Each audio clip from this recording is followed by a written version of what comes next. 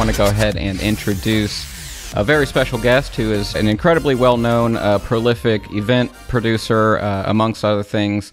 Disco Donnie, welcome to the show. Thank you so much for being back on the show, man. Thank you. Since I've gained so much weight during this shutdown, I've been turning down all video requests. But since it was number 200 and Tony asked me, I was like, shit, okay. I'll lose the vanity for 1 second. Well, it's great to see you, man. And I know that you have some things going on, even though you've been stuck at home.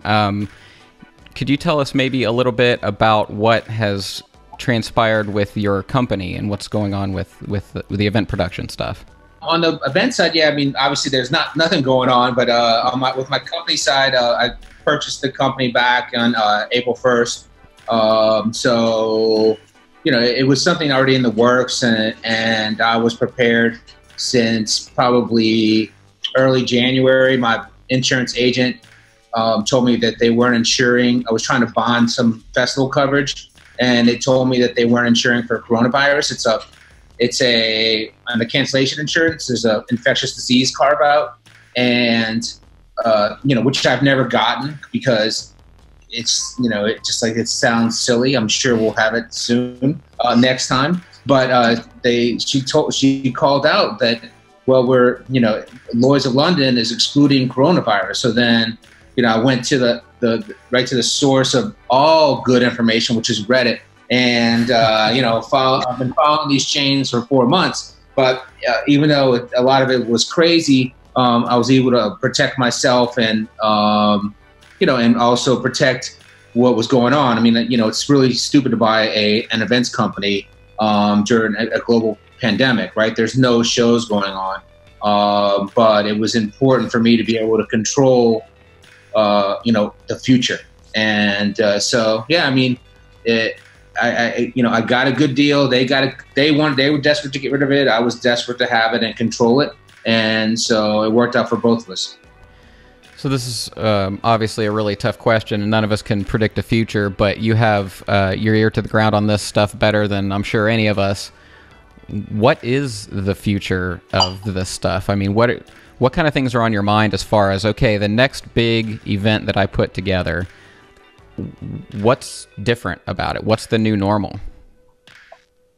Well, I mean, I don't think anybody can answer that. And I mean, I think if you look how, if you use European model, how they unwound things, and which I thought even though I knew this was coming, I thought the unwind would be similar to that, where if you said New York was a country and Florida was a country, and, you know, they would go from 5,000 to 2,000 to 1,000 to 500.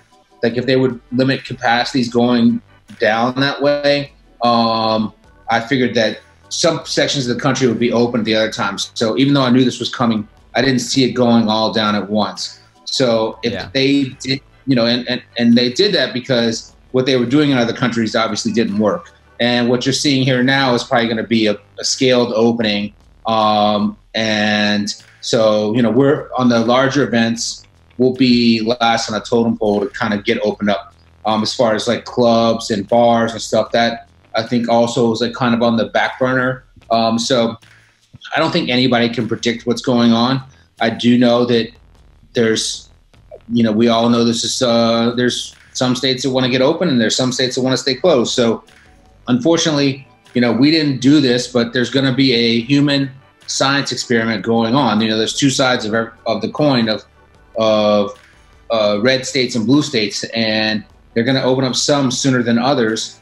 And, you know, we'll have some kind of data, because right now I don't think people understand. So, you know, at least we'll be able to see. Unfortunately, for those people in those states that are opening, it could be bad for them. But, you know, we won't know until things start opening up and how far they can go. But I mean, I don't think at this point anybody can tell what's going to happen 6 months from now, much less a month from now. Just for a little bit of context, can you maybe mention a couple names of some events or festivals that you have a hand in, just so that we know the kind of the scale of what we're talking about here? Well, I had a festival that was supposed to happen this weekend. It's called Ubby Dubby. And, you know, it's going to be about 50,000 people. And it was supposed to be in Arlington, Texas, the Dallas area. And so I moved that to October, and combined it with my Houston festival, which is Freaky Deaky. And then I have a festival in Tampa that was supposed to be at the end of May, and we moved it to July 4th, which it's a real Hail Mary. But the city wanted it, and the venue didn't want us to. They wanted us to extend it because they're more, I guess, bullish on the future than a lot of other people. So we just, it didn't cost us anything to move it, and so yeah, we're just in a holding pattern.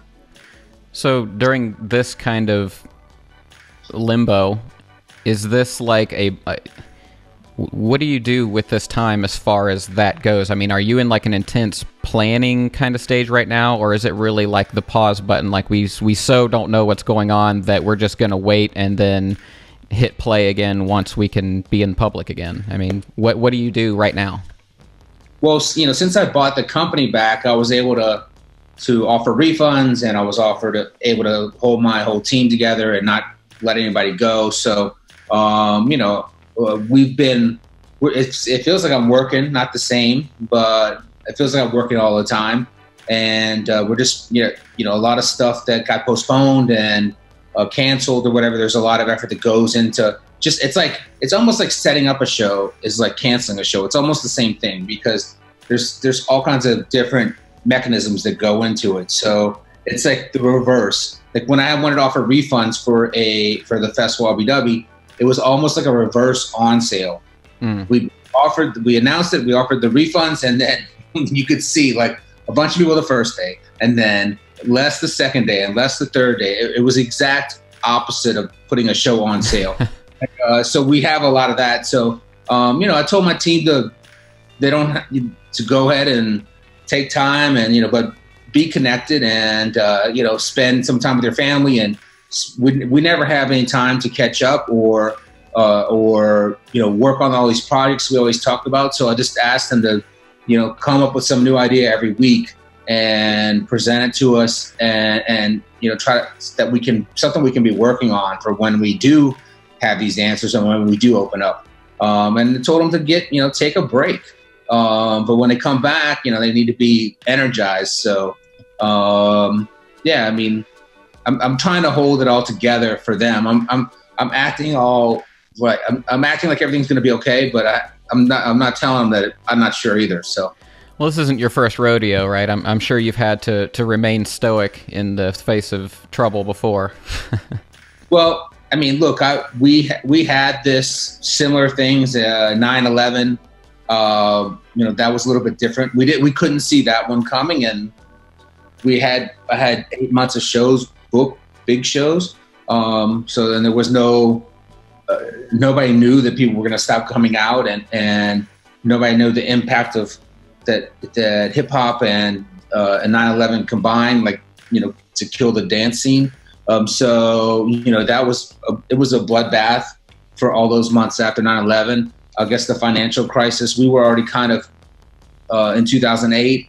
I'm not sure that really affected us too much, because we were already in crisis as a scene. So we already had our tickets at like $5, $10 in advance, and for Carl Cox, $5 in it for the first 50, then 10 in advance, and 15 day of show. And you still couldn't sell tickets. So.